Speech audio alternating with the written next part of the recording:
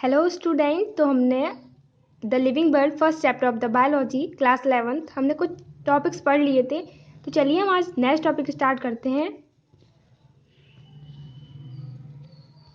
देखिए, हमने बायोलॉजी क्या है ये पढ़ लिया था, ग्रोथ क्या है ये पढ़ लिया था। अब हमारा नेक्स्ट टॉपिक है मेटाबॉलिज्म, उसे पढ़ लेते हैं हम और तथा पहचानते हैं कि मेटाबॉलिज्म डिफाइनिंग कैरेक्टर है या नॉन डिफाइनिंग।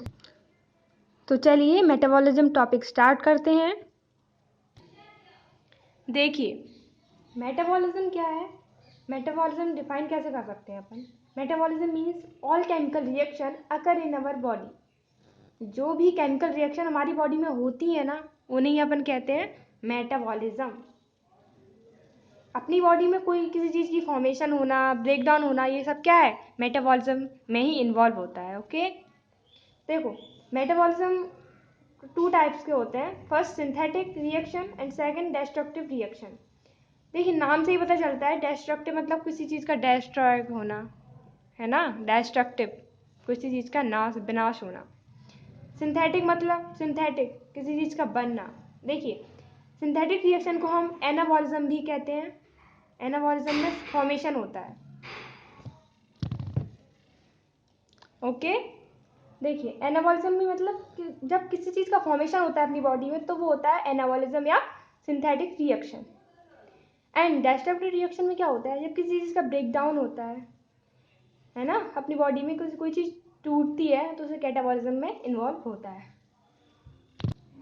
बट हमें ये तो समझ में आ गया कि एनाबॉलिज्म कैटाबॉलिज्म क्या है, बट ये समझ नहीं आया कि इससे ग्रोथ का क्या रिलेशन है।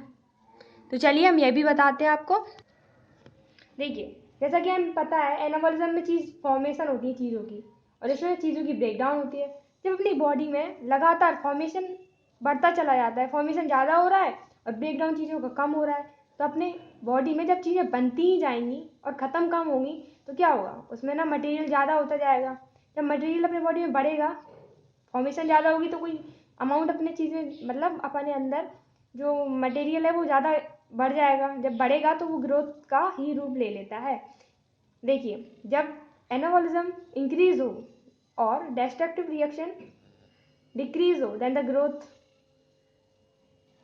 अकर, जब ग्रोथ होती है अपनी बॉडी में। ओके,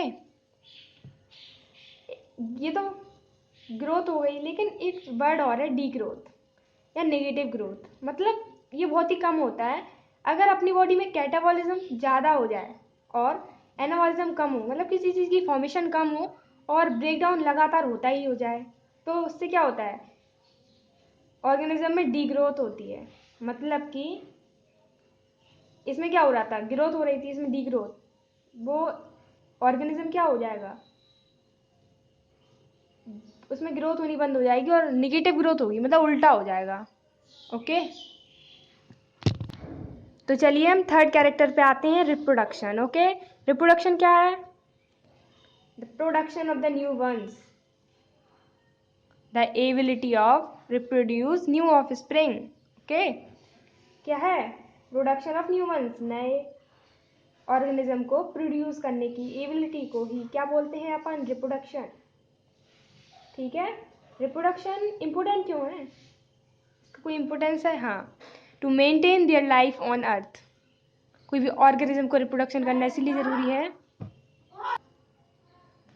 ओके, तो रिप्रोडक्शन का इम्पोर्टेंस क्या है, to maintain their life on earth. कोई भी ऑर्गेनिज्म को रिप्रोडक्शन करना इसलिए ज़रूरी है ताकि उनकी स्पीसीज पृथ्वी पे बनी रहे।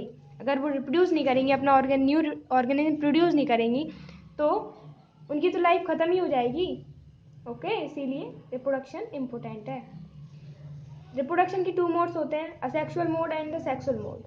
असेक्सुअल मोड में क्या होता है, फर्टिलाइजेशन और मियोसिस इन्वॉल्व नहीं रहता है, मतलब सेल डिवीजन नहीं होता है इसमें, रिडक्शनल डिवीजन नहीं होता है। ओके, गैमेटिक फ्यूजन एब्सेंट होती है, सिंगल पेरेंट इन्वॉल्व होते हैं, क्लोन्स फॉर्मेशन होती है, इनमें फास्ट एंड सिंपल प्रोसेस है। असेक्सुअल रिप्रोडक्शन जैसे मैंने पता है उसमें सेक्सुअल ऑर्गन्स की नीड नहीं रहती है। ओके, इसमें सिंगल पेरेंट ही रिप्रोडक्शन के लिए एबल होते हैं। ओके, अब आती है सेक्सुअल रिप्रोडक्शन की बात। तो सेक्सुअल रिप्रोडक्शन में फर्टिलाइजेशन, मायोमियोसिस इन्वॉल्व होता है, फ्यूजन भी होता है, इसमें टू पेरेंट इन्वॉल्व होते हैं और सेक्स और जर्म सेल्स भी इन्वॉल्व होती हैं, और ये स्लो एंड कॉम्प्लेक्स प्रोसेस है, बहुत स्लो होती है, and variation takes place.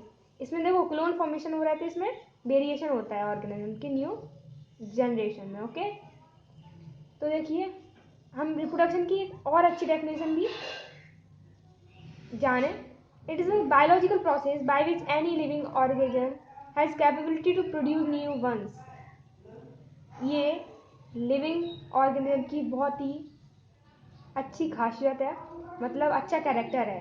It is a biological process, मतलब ये बायोलॉजिकल प्रोसेस है जिसमें कोई भी लिविंग ऑर्गेनिज्म के पास कैपेबिलिटी होती है, एबिलिटी होती है, क्षमता होती है नया ऑफस्प्रिंग प्रोड्यूस करने की। ओके,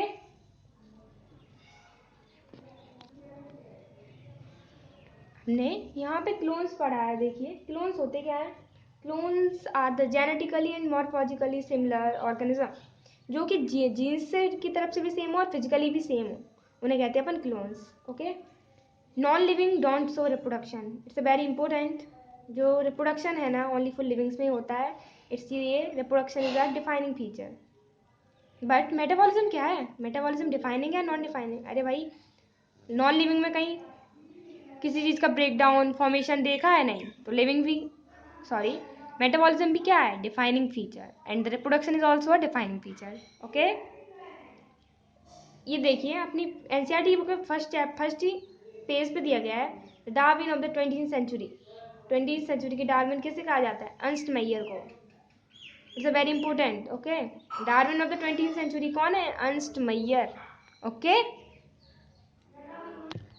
देखिए असेक्सुअल मोड ऑफ रिप्रोडक्शन के भी कुछ टाइप्स होते हैं। फर्स्ट